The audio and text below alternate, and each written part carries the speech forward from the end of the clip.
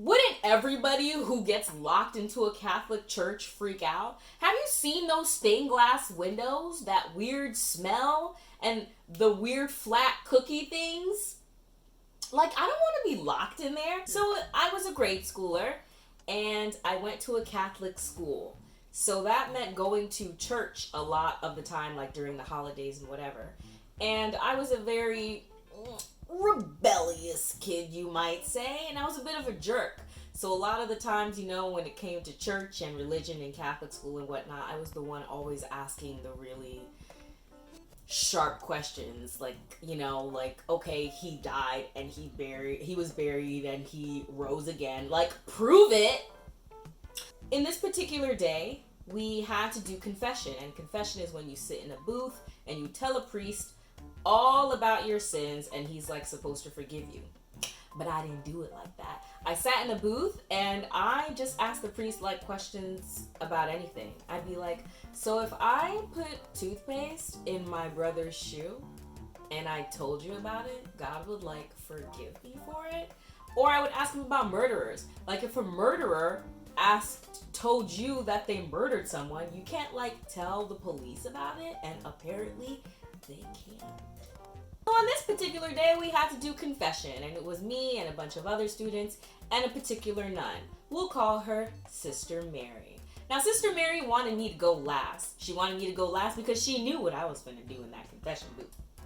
So I went last, no problem. And I remember getting in that confession booth and just not really doing much of anything. And the priest was really trying. He was really trying to get me to like open up about things that I wanted to, I don't know, maybe reflect on. And I was just not having it. And when it was all said and done, you know, he hit me with the sign of the cross. Wop, bada, loo, bop, wop, bam, boom. Then I left. And he went through his own little secret door, whichever priests go through, and I was supposed to use the front door. And that's when I went to the front door, tried the knob, and it was locked. At first it was kind of cool, but then in a millisecond I thought, my dad doesn't know where I am. And if I'm late to get home, he's going to lose it. And the last thing in the world I wanted to do was make my dad more stressed out than he was. He was dealing with a lot. So then I started freaking out. Oh my God. I'm locked in a church. So I was like looking, trying to see if there was somebody through the window, because the door had like window panels. And I was looking through the window like, oh my goodness, can anybody see me? Hello, I'm locked in the church, I'm locked in the church. And there was nobody there. It was like all dark, like the whole chapel was dark. So I started banging on the window panels. And I banged, and I banged, and I banged, and I banged, and I banged. And the glass shattered everywhere.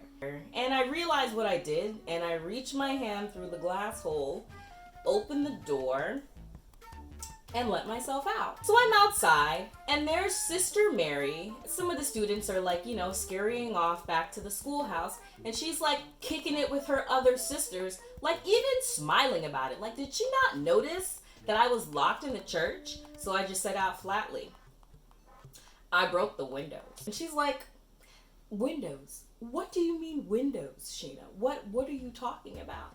And I told her I broke the windows because you locked me in the church, because, you know, I figured it was like kind of like a prank she was playing. But she's like, no, Sheena, nobody locked you in the church. We were just out here waiting for you. But I didn't take any of that. Instead, she listened to what I said, put a bookmark in the conversation she was having with the other sisters, and waltzed right into the crime scene to see all the glass on the floor. And that's when I noticed, like, I cut my hand really bad. And it was just like all over my blouse. She goes in there, and I remember specifically, she said, oh my goodness. And I remember at that thought, like, why didn't she say, oh my God? Is she not in a church? Like, this would be like the perfect time to say it. And then she, you know, had me get a dustpan and a broom to clean it up because, you know, it was my fault. I broke the glass. I'm supposed to clean it up. Okay, no problem. But then other nuns started coming in and seeing what I did, and they were all having that little gaspy situation, and it made me feel bad and guilty. Like, oh my goodness, maybe I shouldn't have done this, but I really wanted to get out. And then she asked me, like, Sheena, are you claustrophobic? And I'm like, I know what claustrophobic means, but you don't really think about that until the thing happens where you're locked in a small space. But it's kind of like, wouldn't everybody who gets locked into a Catholic church freak out? Have you seen those stained glass windows, that weird smell, and the weird flat cookie things? Like, I don't want to be locked in there. So I was like, I don't think I'm claustrophobic. And that's when she says, you know what? This damage is about $100 and you're gonna have to pay for it. Me, a grade school student, having to pay for that? Like, where am I supposed to find $100? What? And I was like, I'm not gonna pay for this. I don't have $100. And then she looks at me and she says, well, your father's gonna have to pay for this.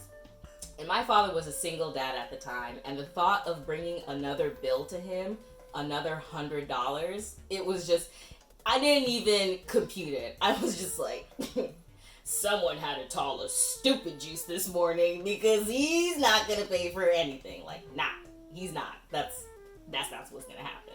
Then she told me, well, you know what? I'm gonna give him a phone call, have him come up to the school, and we're gonna discuss this. Again, nonsense.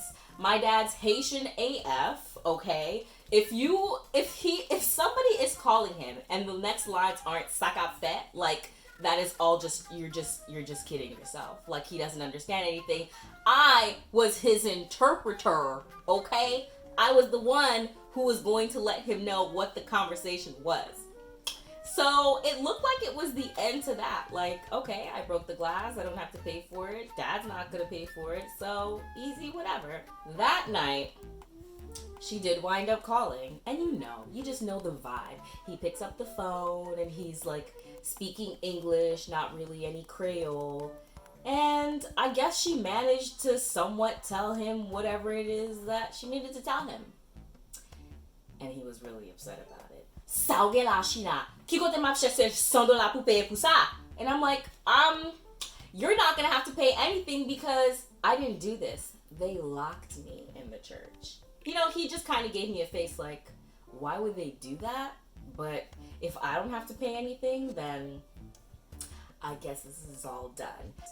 So then the next day, I go into school, class is normal, and she pulls me from class. She pulls me from class to strong arm me about this money. Of all the people to be strong armed by, I don't have your money.